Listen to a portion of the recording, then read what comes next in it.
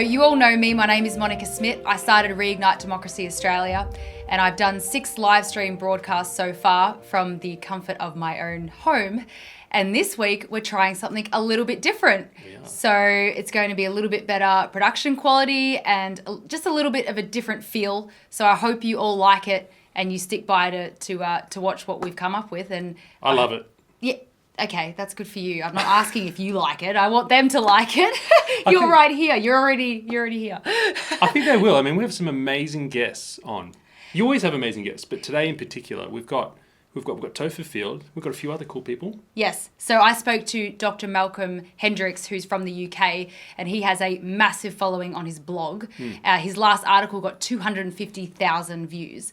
For an article, not a video, an article. So You had to read. You have to read it. It's really, really long. I've done that for a I while. actually had someone else help me read it because my attention span for reading is shorter than some.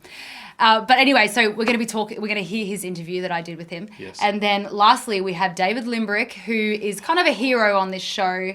And since this whole lockdown situation and Parliament last week, he's been batting for us, and I want to support him as much as possible. And I think my members really love him, and he's going to come and talk about a motion that he's bringing into Parliament next week to get kids back to school in term 4. So all the parents, hooray. So he's going to talk about that, and he's going to talk about how we can campaign to help him. So I'm really excited to have him on board this week. Cool. But first, Topher Field. Yes. So Topher Field's one of our favourites. Is everyone's favourite.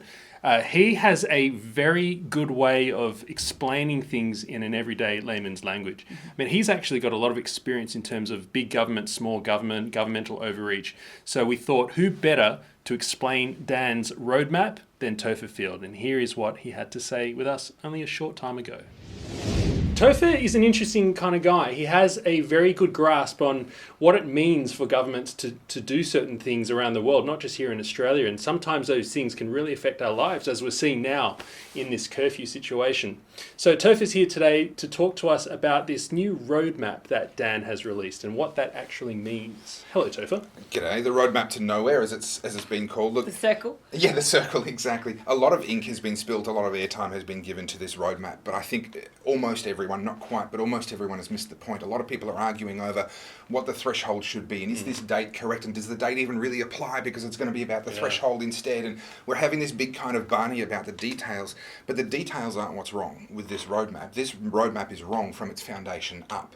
This roadmap is built on the idea that increasing infections are automatically bad. That Aren't they? more people get sick, it's automatically bad. Well, no, it's not. I did this in depth on my Topher Field Facebook page a little while ago. I did an in-depth video looking at the statistics out of Stockholm University about how deadly this disease is, and essentially modelling what if different populations got sick. Right? So if you assume that 50% of Victoria is going to get this disease before we have herd immunity, but you assume that 50% of every single demographic, every age group, and whether or not they have comorbidities actually gets this disease, you end up with 21,000 dead people. Right? Now, that's pretty horrific. That's based on the numbers out of Stockholm University. If you assume 50% of people, the same number of people get it, but you assume that it's the people under 50 and it's the people who don't have comorbidities, the total death toll is 28. Oh. 28? With no zeros. Oh, gosh. 28. Okay. Right? So this actually isn't about, oh no, there's more cases, this is a disaster, people are going to die. Yes. It's purely about who has got this virus. Now this is why I've been saying since March that we need to protect the vulnerable. Yes. That's the elderly, people with comorbidities. Absolutely we need to protect them because it can be incredibly serious for them. But the rest of us actually have a responsibility to go out and get it.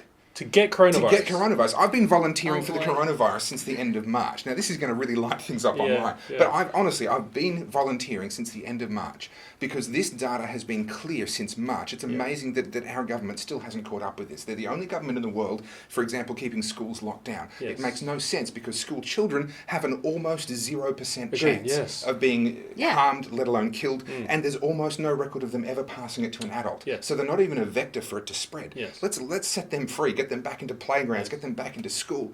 The older you get, the higher the risk goes. I'm 38 years old. I have no comorbidities. My chance of dying from the coronavirus, assuming I even got it, is less than my chance of being killed in a car crash. Right? And we don't run around terrified of car crashes. We get in the car every single day. And yes, we obey the road rules. We do things that are smart to try and give each other space and reduce our risk. But we're not living in terror every night cowering in our homes in fear of the car that's sitting in our garage. And it's our choice to And get into the that's car right. and have that That's risk. right. And so this is really the biggest point that needs to be made about this roadmap. This is not a roadmap out of lockdowns. This is a roadmap that guarantees another round of lockdowns. Because for as long as our reaction is based on the number of cases, I promise you, as soon as we open up, the number of cases will spike again. Of course. New Zealand had no cases. It still found its way in. It's a virus. This is what it does. You know, if I can quote Jurassic Park, life finds a way. Yes. Right? A virus is a type of life, and it is looking for vectors. It is looking Right. for ways in. It's going to find it. What we need to do to actually give ourselves the chance of getting to the other side of this with a minimum fatality count is actively seek younger, healthier people willing, and I'm willing, I've already volunteered, to get infected, get over it, so that the R naught, the infectiousness, can be reduced due to herd immunity. That's actually the roadmap out. Whilst protecting all the vulnerable. Correct, Okay, correct. right. We have to do that because if to look at the other extreme, Yes. so the two extremes are if you're under the age of 20 and you're healthy, Yes. your chance of being killed by the coronavirus is approximately 1 in 2.5 million. Okay.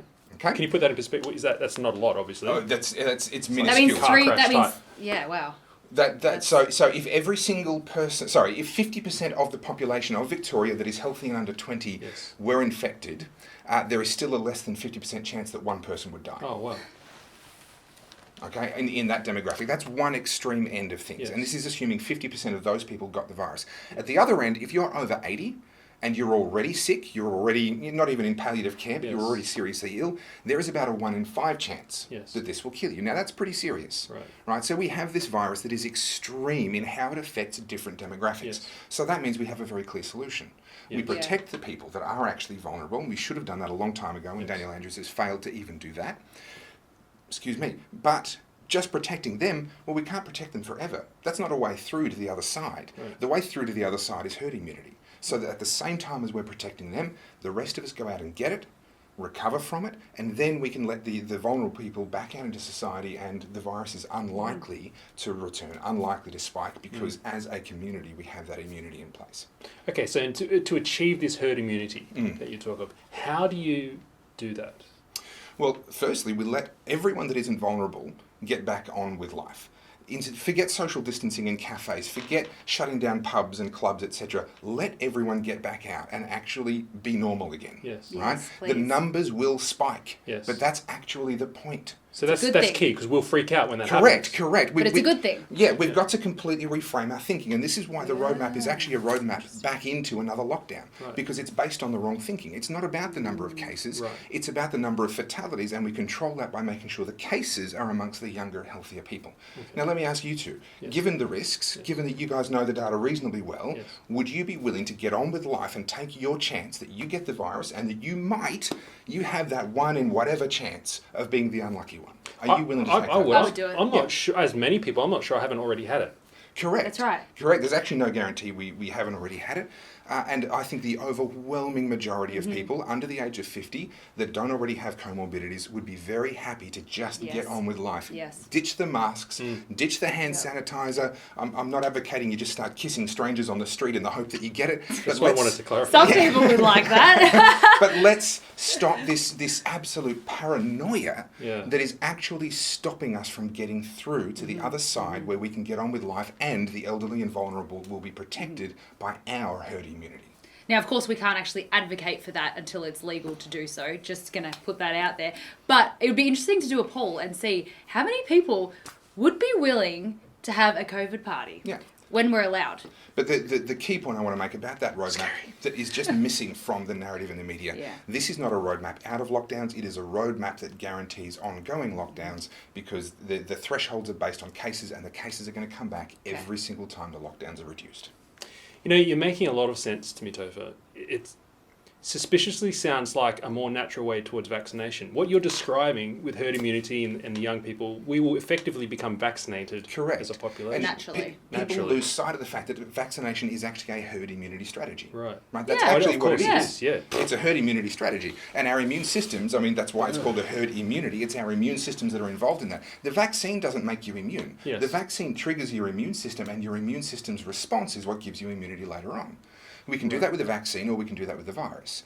In this case, the virus is so harmless to so many of us, I see no reason why we shouldn't just do it with the virus. So we need to stop separating in our minds herd immunity versus vaccination. Correct. They are actually the same strategy, just using a different trigger. One of them is uncertain and may never actually happen because we've never successfully made a coronavirus vaccine before. The other one is available to us right now. Well, the other different factor is one makes a lot of people a lot of money, and one makes no one any money. Correct. In fact, it takes money out of their pocket because it makes us healthier. So in the long run, just got to put absolutely. that out there. But and there's a lot of potential downsides to the current strategy, and staying apart the way that we have been actually is, if we did it for long enough. I can't say that one flu season is necessarily going to lead to a really big negative outcome in future, but if we did this for long enough, when we came back together, we would all be dropping dead. It'd be like War of the Worlds, when those aliens arrive and they don't have immunity to the common cold. Yeah. Right? If we do this for long enough, we are weakening our immune systems, and we won't have immunity to just the normal flu that comes about in 3 or 4 years' time if we're not exposed to the ones that happen in between now and then. And vitamin D, and you're not going outside, you're not touching the dirt, you're not going to the beach. There's lots of things in the sand that helps us with our immune system. I mean, this 1 hour a day. When summer comes, people. That's about to be 2 hours. Oh, that makes all the difference. Yeah. I'm happy now. Yeah, I'm happy now. fine with that. Yeah. Australians are not going to be happy if this keeps going during summer.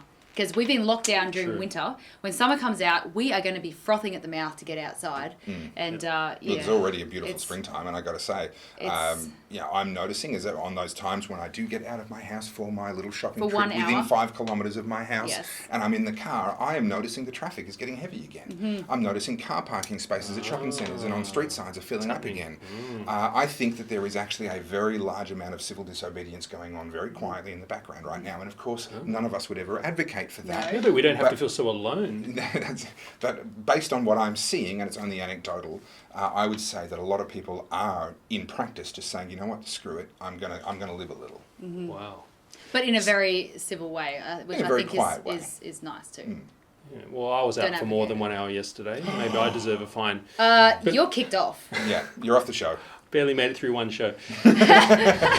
Reignite Democracy Australia spent a lot of time talking to members of Parliament over the last couple of weeks because, of course, we had the huge vote last Tuesday with the extension of the emergency state of emergency. I feel like there's not much we can do now about that. So what I really want to do is educate people on the coronavirus, its impacts or lack thereof, and just be able to also educate any fence sitters that happen to come onto this page. I also want to give my members a way to educate their friends who might be just starting to ask some questions. Love it. And in a way that isn't conspiracy theorist, tinfoil hat thing, just black and white, factual, educational stuff. So this week I reached out to doctors from all over the world, and I got a message back from Dr. Malcolm Hendricks, who has a very successful blog. He's written 3 books. And he has a perspective I've never heard before. And he also knows a lot about what happened with Sweden. As you know, Sweden's been spoken about a lot when it comes to coronavirus handling. And what they did differently and what makes them a little bit different is that they actually have a really good hospital system. Right. Unlike Italy, for example, which before coronavirus already had a bad hospital system. So Sweden decided that, you know what, we don't actually know how this is going to play out. No one did back in February, March. But they thought, I think we have the facilities to handle a massive outbreak. So we're going to just run with it. We're going This is herd immunity, right? Yeah, pretty much. We've heard a lot about it, but we don't know about it because obviously we're not doing that. So what they did is they isolated the sick and the vulnerable. Good idea. Yep. Protect them because their lives matter, right? Which we're not doing enough of in Victoria at the moment. No, we're not. But they left the healthy and the young in the economy to keep the economy going. So, when the older people can come out again, there's actually something to come back to. And they've handled this situation so well. Why the rest of the world isn't taking their advice, I don't know. And Dr. Malcolm Hendricks is actually going to explain this in a way that I've never heard before. So I bet you guys are going to learn something from this as well. So here's Dr. Malcolm Hendricks from the UK. We need to rethink this. We got this horribly wrong at the start. This was just a catastrophic series of errors that we got ourselves into. We have to step back from this. just because we don't want to look stupid, just because we don't want to look like we made idiotic mistakes, just because we believed in a bunch of models that were created using figures that were unknown and have been proven to be completely inaccurate, does not mean you can't stop doing this. Please, for God's sake, stop doing this. If you could think of one message that you would tell our Premier, who is not giving up the state of emergency, he's not opening up schools, he's got curfews in place, he's not letting us see our friends. If you had one message to give to him, what would you say? I think that, I feel sorry for the politicians in one way. They were frightened into this by the experts, and now they're in a terrible kind of bind, which is, well, if I release this, well, you will release it, the infection rates will start to go up, at least the detected infection rates. Some more people will die. Yes, this is going to happen, a very few. But the reality is that lockdown and the long-term effects of lockdown are really hugely damaging to people. You're going to be killing more people with lockdown than COVID could kill. And as time goes by, the more you damage your economy, the more you damage your health service, the more you create fear, the more that people find it really, really difficult to get on with their lives, the greater this problem will be. You're at a tipping point right now. You have to be bold and brave and say, right, we need to create a different strategy. But do not continue with this ridiculous situation, because you're going to find it impossible to get out of it.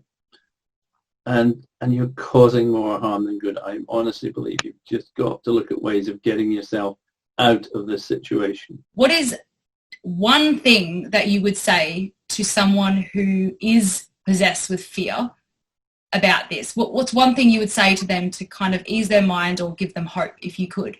Well, I think this is far less for the population under 70 or 75, or choose your arbitrary tick-off time, who is otherwise well.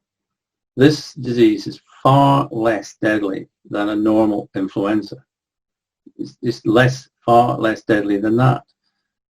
So there's no need to be frightened of it. It's really extraordinarily unlikely to cause you a problem. Just because you've seen people aged 30 and 40 on the news, if they get one case of somebody who's 30, it's on the front pages of the news, their pictures are there, they're in ICU with a tube up their throat, and they're going, it can affect everybody. It's like yes, it can affect everybody. But, people accept the like driving a car. If you're under 70, your chances of dying driving a car are greater than they would be with COVID. You're willing to accept those risks. You're willing to put yourself into those situations. This is so low risk for you. Just do not worry.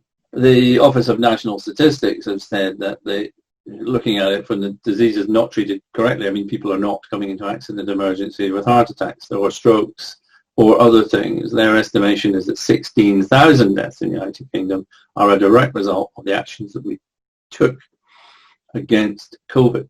So that's our excess deaths in the UK of something like 65,000. If you start tracking it down, you can get to about half of those excess deaths. I mean, people can argue the statistics, and no doubt will, but half of those excess deaths are a direct result of the actions we took with lockdown.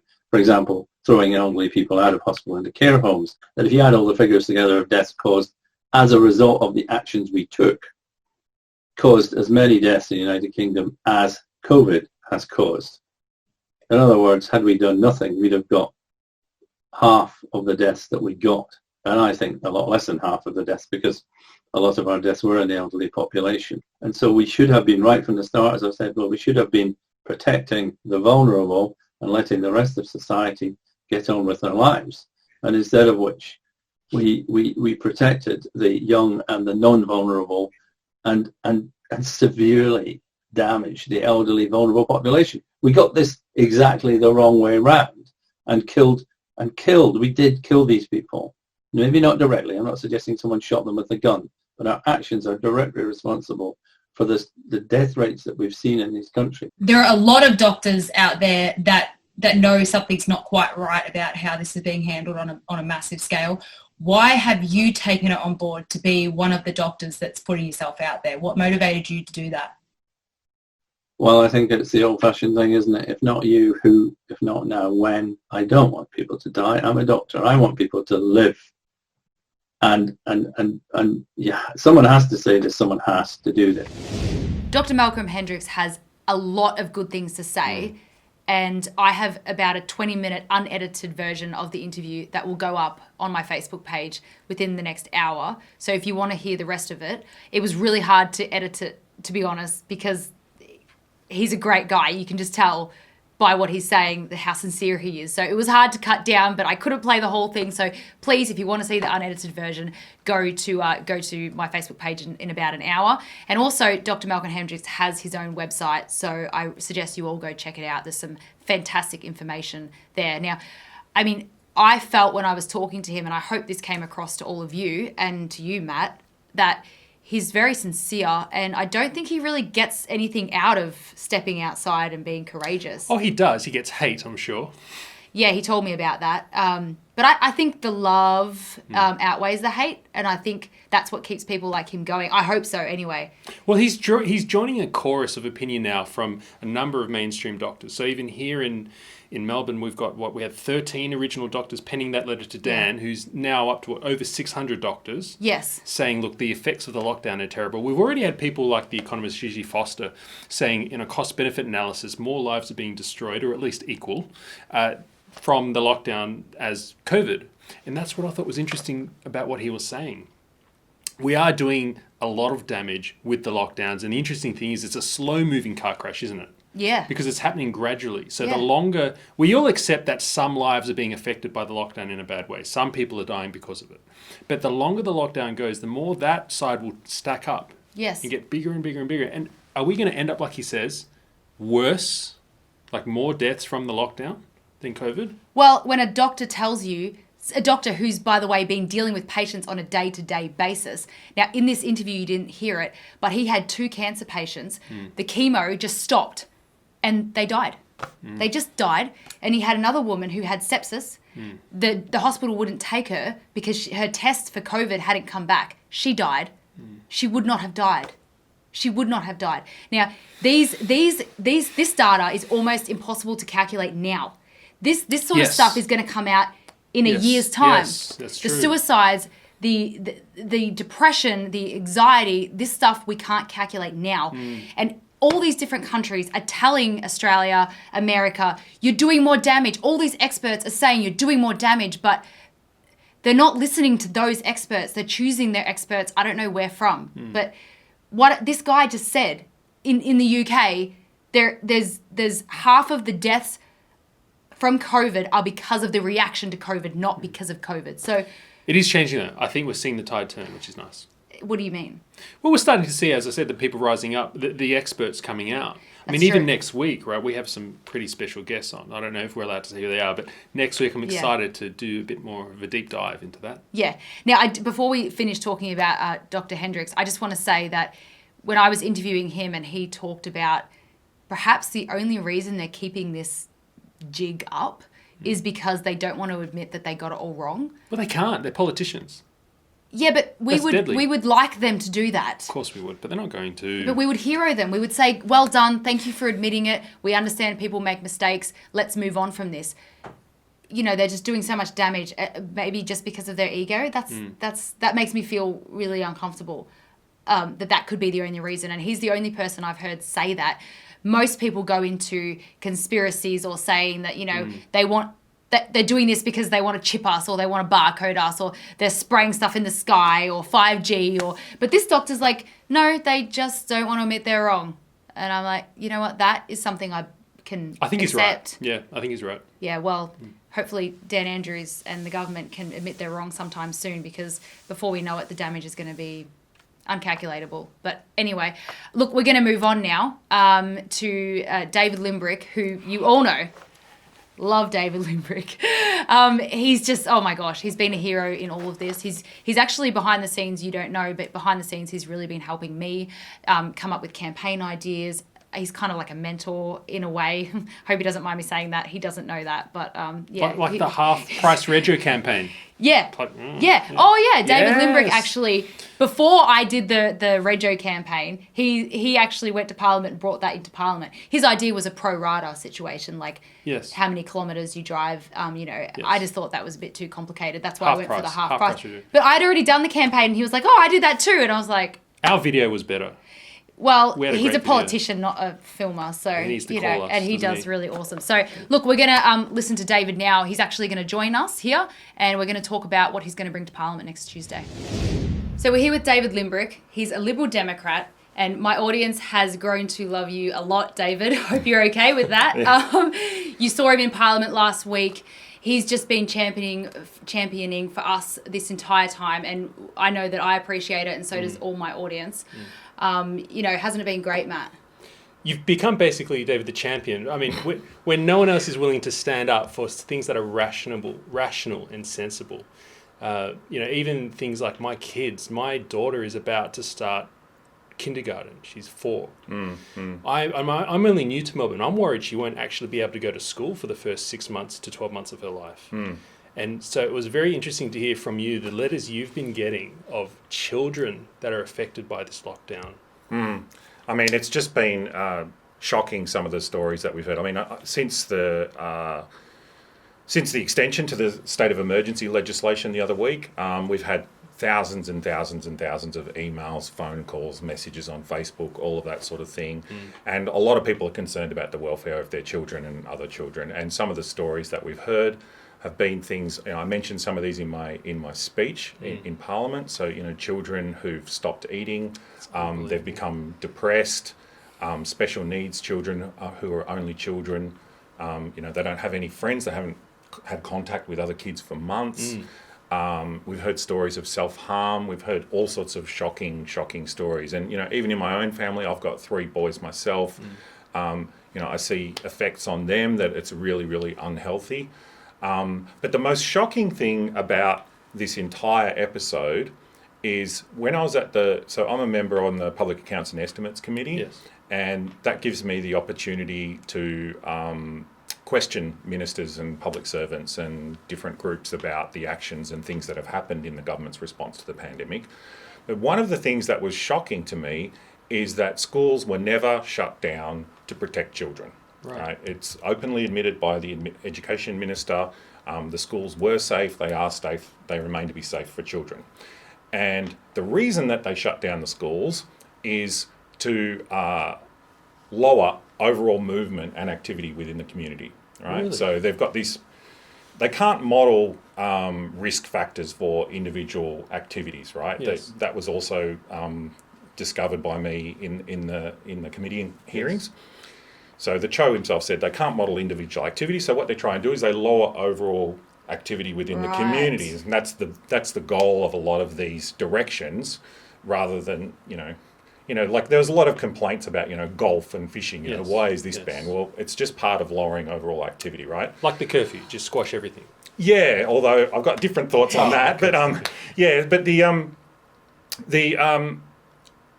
if you think about what that actually means, they've caused this great harm to children across not just some children, like all children, right? An entire generation of children, for a benefit that they haven't really quantified very well. And I'm not convinced at all that they really understand the long-term harms that they're causing here. So to my mind, there's this big moral question of they've made a decision to sacrifice the well-being of a generation of children without understanding the harms and without really quantifying the benefits or the plan out of this. I mean, they've got this plan now, but we still don't even know what the end game is with all of this. So I just think, from a moral point of view, do we really want to be a society that sacrifices its children for these flimsy... I mean, there hasn't been a debate on this either, right? It's not like this is some socialised idea that everyone's discussed and debated and agrees with. The very idea that we're sacrificing the well-being of children is hardly even known by anyone, right? So I feel very passionately about this, that we've made a very, very terrible decision and that we need to stop it. And so what I want the government to do is to open up the schools to all children at the start of term 4. And so to that effect, We're trying to pressure the government, so we're doing that through what's called a motion.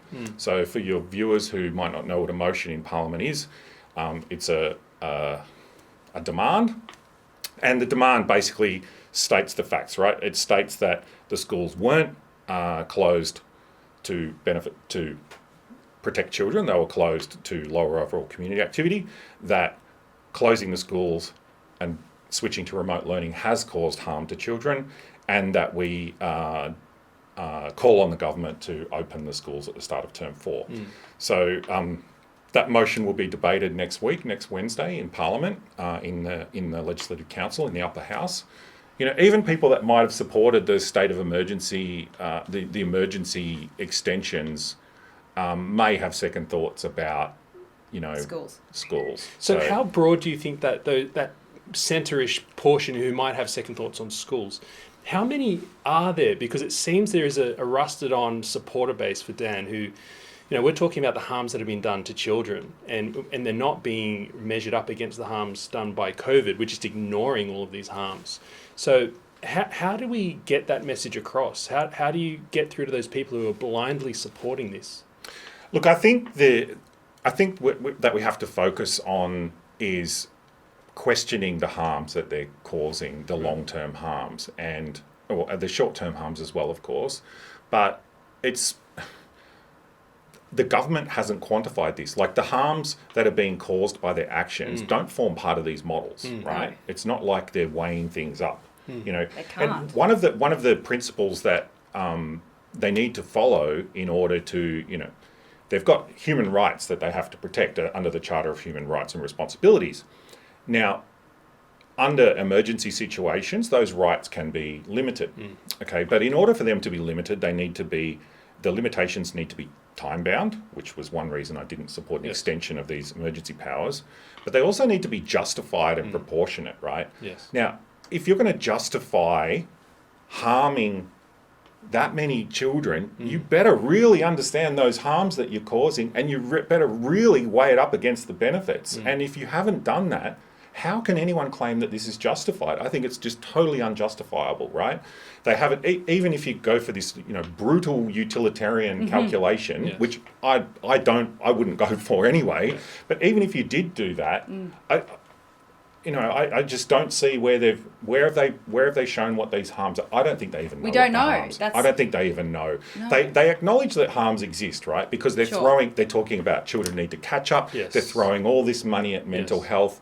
But really, it's like giving someone a tissue for a stab wound, right? It's just, all they're really doing is throwing all this money at all these extra services and hoping that they can fix it, which is a real feature of the way that they act. They have this sort of belief that, or this amazing self-confidence that they can fix any problem through government action, and if they cause these harms, that doesn't matter, we'll just throw some money at it and we'll get some, we'll expand the public service and we'll be able to fix it. And I don't think you can just fix things like that. Like, it just doesn't make sense. When you cause this horrible loneliness and interruption to children's education, their milestones, their socialization skills, throwing money at it, maybe you can alleviate some of the harms, but it just doesn't seem reasonable to me at all, especially when they haven't calculated it. It was feeling very political more than reasonable. They're not. It's very political, these moves they're making. I mean, the people watching now are not interested in politics. They want their lives to go back to some kind of proportionality, as you say. Yeah, I mean, one of the things that I've noticed through the contacts that we've been getting is that, politicians get contacts all the time from different groups, from peak groups and lobby groups and all this sort of thing. But one of the things I've noticed is that very, very large number of the people that have contacted me had no interest in politics whatsoever, right? These are people who are newly interested in politics because it's really affecting their lives, right? Yes. This authoritarian overreach has had a massive impact on their lives, and they're questioning it. They're saying, why are we doing this, right? And a lot of them are saying, well, I don't support this, is there another approach? And anyone that's been questioning any of these things, the government's just come straight out and demonised them. Yeah. They've said, well, why do you want to let it rip, or something like this? Or you're selfish, or you're insane, or whatever. But it's totally reasonable to question these things, and it's also totally reasonable to ask if they've got the balance right. Right. Like, and where they got the reason. yeah, and how did they come behind to it. how did they come to these Yes. decisions? Like, we don't know. Like, No. it's a mystery. I've been questioning about the harms ever since I got onto PAYAC. I've been asking about the harms over and over again. I've asked in Parliament, and I just don't feel like they've got a good handle on these harms at all. They're just sort of hoping that they can fix it. It'll be okay. The thing that worries me the most is that the depression and the long-lasting effects on children, you can't really calculate that because we've never had lockdown before. We've never had this before. So even if you did try to put it into some sort of table or weight, it's totally uncalculatable. And it's Well- going to take years as well. Well, here's the thing. Like, there are methods of calculating some of these things. So I've talked to some experts on this Okay. topic. So they have quality adjusted life years, right? QALYs, So yes. QALYs, right? So you can, it's rough modelling. It's Yes. not, it doesn't take into account everything,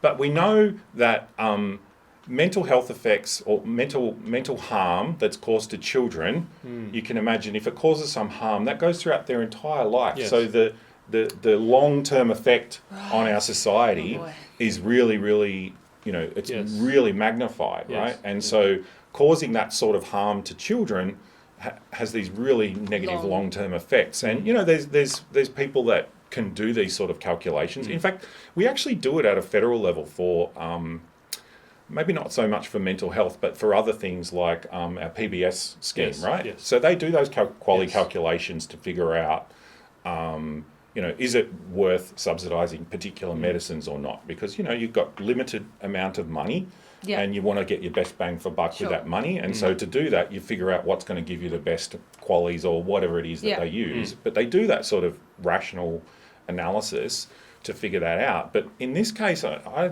don't feel like they've done any of that. So that's what kind of encouraged you, obviously, to bring this motion to Parliament next week. So look, we're going to support that. RDA members are going to email the crossbenchers, and we're going to do the best we can. I think it's a pretty obvious vote, but I wouldn't want to be here next week thinking we should have done something and we didn't. So we're going to get on board on the website. You can do that at reignitedemocracyaustralia.com.au. Now, one more thing before we head off, I'll change the subject just a little bit, but we got our roadmap this week, obviously, and the curfew's still in place. And we also found out that the Forever. Cho or the police, Both of them. neither of them actually even told the government to do the curfew. So what's your thoughts on that? Oh, look, I think this is just totally outrageous what's happened with the curfew. I mean, this curfew is one of the biggest restrictions on freedom of movement that we've ever seen in this state. Yes. Wasn't recommended or consulted about. Like the Cho only just admitted on radio that it was just if I reflect on it, maybe it had some benefit. Yes. The police weren't even consulted about it. They're just so blasé. I mean, this is typical of their attitude to individual rights. They're just so blasé about stomping on individual rights that they just do it without a second thought. Like something as massive as this as well. Like it's just totally crazy. But the worst part is that if you go and try and look at the science, and I recommend people at home, have a look at the science around curfews. There was a study done back in, I think it was April, by George Mason University. Just look it up, George Mason University curfews study or something. You'll be able to find it. There's a link to it on my Facebook page as well. They studied the curfews in Saudi Arabia that Riyadh imposed on their population. They concluded that it actually increased infection rates. And the reason for that, and this is what I suspected, and I actually said it on Twitter when the curfew first came in. I'm not an epidemiologist, but it seems a bit weird that you're compressing all of the activities of people into a shorter time frame, right? Yeah. Right. And that's okay. exactly what happened in Riyadh. Everyone went shopping at the same time. It increased infection rates. And the Premier today was talking about, if you didn't have the curfew, you'd only be able to go for a jog at 11 o'clock at night or something. You can't go to Woolies at night. That was so terrible. He said that.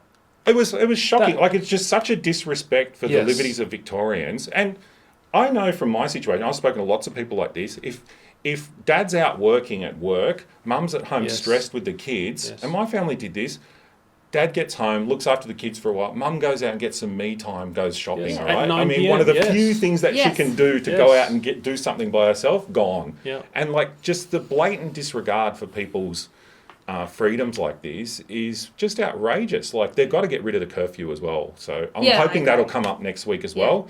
Fingers crossed the Libs will bring up something about the curfew, but it'd be great if there's a lot of pressure to get rid of the curfew and get the kids back to school. I suspect that even though we're railing against a terrible government, I suspect deep down you're probably an optimist. The way I hear you speak in Parliament. I'm very much an optimist. So yeah, I thought- we're going to get through this. Yeah, well, Yeah. I thought we'd hope, if you don't mind, I love if we could that. hear from David where you see the light at the end of the tunnel. Do you see a light at the end of the tunnel? Are we going to get out of this? Because at the moment, Yes. you're the only one who's really making sense to the housewives, to the mums, the people who talk to me are just centre of the road people. Where are we going? Are we going to survive? Today's Are You OK Day. Yeah. Well, I'm not okay at the moment, but and I think lots of people aren't okay. But I'd like to instill a sense of hope to people that we're probably at the peak of the restrictions right now. Therefore, it can only get better from here. That's my first point. Awesome. My second point is one of the things that I've said for a long, long time, well before the pandemic, is that people who have lost their freedoms and liberties are the people that appreciate them the most, right? What I'm hoping, and this is why I've engaged a lot with refugee communities in Southeast Metro, because a lot of these people have escaped authoritarian regimes, and they came here, they came to this country because of our freedom of speech, because of our freedom of religion, because of our freedom of movement, assembly, all of these things. They cherish them, right? My hope for the future for Victoria is that now that everyone has lost their freedoms to some degree, that once we get them back, and at the moment that's our focus, is to fight to get them back. Once we get them back, people will jealously guard them more than they have ever done. That's my hope. Fantastic. I think so. I actually want to end on something really quickly. When I was in Ecuador, in these South American countries, it's very dictatorship style and they don't have a lot of freedom sometimes and it can be taken away very quickly. A woman I really respect said to me, when democracy is working correctly, people forget that it was fought for and that it had to be won and they think, oh, we've just got it. But it's actually not a right. It's actually a privilege that you fought for. And so I think we need to remember that we need to continue to fight to keep democracy. When we get it back, it's a continuous fight. And you're going to be on the front line of that because you're a Liberal Democrat. So thank you so much. Yeah, as I said, the campaign's on the website. David's going to be in Parliament next week. We'll be watching you very closely because we really appreciate what you're doing. And thank you so much for coming on board and speaking to us about everything. Mine, this has been fun. Yes, it has. It's a lot more fun doing this than being at home alone, stressing and making lots of mistakes. So thank you all for sticking with me for the last 6 weeks, and I hope you enjoy the new layout and the production value, and I hope it's just going to get better and better, and we had some great guests on this week, and I've got some really good ones for next week that I won't say right now, but I'm excited. Yeah, me too. So the campaigns, they need to go to 2 campaigns. David Limbrick's, they go to your website. Yes. Okay, so, this show, and about me, I'm always about action, not just chit-chatting, getting nothing done. We're not the project. We don't just sit around and talk. No, we're definitely not the project. So I would like to always give our audience, a way to feel like they're involved in the solution. Otherwise, we have nowhere for our aggression to go. If you send email... No, but it's true. It's true. A lot of people are feeling really pent-up aggression and they've got nowhere for it to go. They can't even exercise for more than an hour. So what are they going to do with that? They don't have the distraction of going shopping and going to work and going, so... You can go for 1 hour a day. 1 hour. 2 hours soon for exercise. 2 hours soon, and daylight savings is coming up. So, there's going to be sunshine. But anyway, my point is that I always want to give you a avenue to feel included in the solution. So with David Limbrick's campaign, go to my website. The instructions are all there. And also, I have a new campaign that I couldn't get Catherine coming on this week, but we're doing a new campaign to try and get the state of emergency. What happened? It never stops, does it, with Monica? She just keeps fighting for our state and for our rights. I can't keep up. Sorry, go on. What's this new campaign? You took me by surprise. There's actually a lot of petitions going on around about trying to get Daniel Andrews sacked, which I understand that you feel that way, but it's not really very plausible to actually happen at this point. So I'm always trying to get petitions across that actually are achievable. So Catherine Cumming came out with the idea to get the Governor General to not put a royal assent on the state of emergency extension. That would be extraordinary. I really am pessimistic about that. I'm sorry. I know you're very optimistic, but I'm hoping I'm proved wrong and Catherine's found out a way to make that happen. Because if that happens, Yes. it means the state of emergency bill does not go through, it doesn't get extended beyond the Yeah. 13th of September, Right. and the whole lockdown falls apart. Yes. So, look, it's worth a try. It's actually achievable, and I've got the backing of Catherine Cumming, who is another one of our heroes. So if she thinks it can happen, yeah, no, yeah, right, we know. And this, did you see that one? Yeah, she's great. She's so nice, by the way. She's another mentor of mine. She's so lovely to talk to, so down to earth. I feel like we're friends. I hope she thinks so too. Maybe. Anyway, the point is, go to my website. There's those two campaigns. They're achievable. They've got the backing of members of parliament. Yes. They will make it to the parliament floor. So if you do any petitions, these are the ones to do, the change.org ones. You never really know what happens with them. They ask for funding sometimes, and I don't really know what they're funding for. I appreciate their initiative, and I think they've got a really good intention. But without the members of parliament backing it up, it could go nowhere. Yes. Except give you hope, which is a good thing, and that's totally worth it. There's a lot of other things going around. There's a campaign to put boots outside your fence. Did you see that one? My wife's big into that, yeah. Okay, Yep. so it's Boot Dan. It's a Boot Dan Tie campaign. your boots onto the fence. Yeah, But take photos, that's important. Take photos, That's yeah. what we need to spread the photos of putting Yeah, boots yeah. on your fence. Yeah. I mean, again, I don't know if it's actually going to physically do anything, but what it does do is it gives us an avenue for our emotions, and I think that's important. We also, just so you know, Reignite Democracy Australia has plans to have, bumper stickers. I want to get some ribbons for people to tie on their letterboxes and their fences and things like yes, that. yes. Another boot style thing, but different. And also we're thinking about doing a lot of other campaigns that I won't talk about because I don't want someone else to come and do it too. But we should all anyway. I'm going to move on. I think we can finish now. See you next week. See you next week. Check out within the next hour Dr. Malcolm Hendricks full interview. Okay. Bye. See ya. Bye. Oh gosh, people like me when I stuff up though. Yeah, they do. So I just spat though.